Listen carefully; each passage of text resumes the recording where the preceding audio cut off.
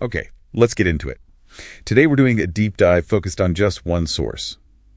A personal review of the game SOMA. Right, SOMA. Played on PC Game Pass specifically. Yeah, exactly. And our goal here is really to unpack why this reviewer called it deep, scary, old, and interesting. And figure out if that core story, which sounds fascinating, actually makes up for what the review called sort of dated gameplay, a shortcut to the reviewer's take. So basics first, from the source. Yeah. SOMA, it's a first-person horror game, adventure style.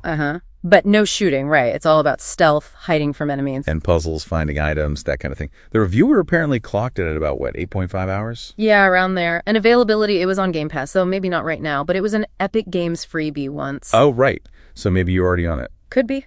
Worth checking your library. The setup sounds pretty gripping. You're this guy, Simon. Right, Simon. Goes in for a brain scan after an accident. And boom, wakes up totally alone in some underwater facility.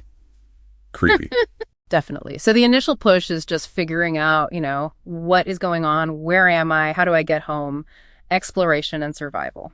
Now, talking about the feel of it, the review mentions moderate gore, some jump scares, but it doesn't sound like it was brutally difficult. No, not punishingly hard, it seems. More about atmosphere. And language-wise, played in English with subs, needed maybe college-level reading. No official Japanese, the reviewer noted. Okay, but here's the big thing. The part the review really highlights. The story. The theme. Oh, yeah. Described as really well-developed, heavy stuff. Like, what does it mean to be human? What's life? The line between us and machines. Heavy themes, for sure.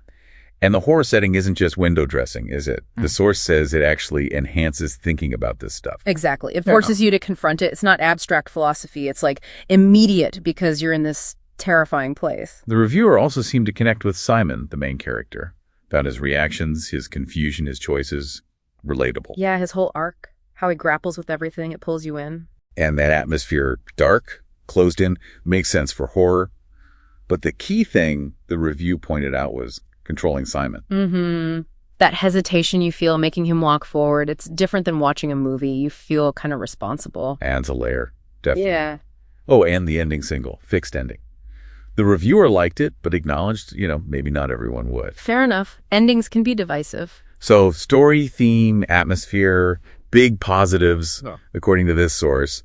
But there were negatives, right? Mainly the gameplay. Yeah, that's where the criticism comes in. The actual mechanics puzzles, stealth felt a bit run-of-the-mill.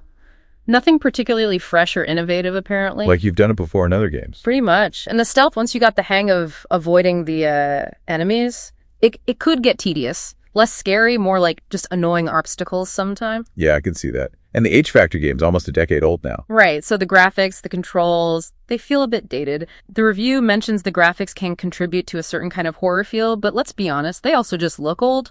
Okay, so weighing it all up, the amazing story versus the kind of gameplay. Yeah. Where did the reviewer land overall?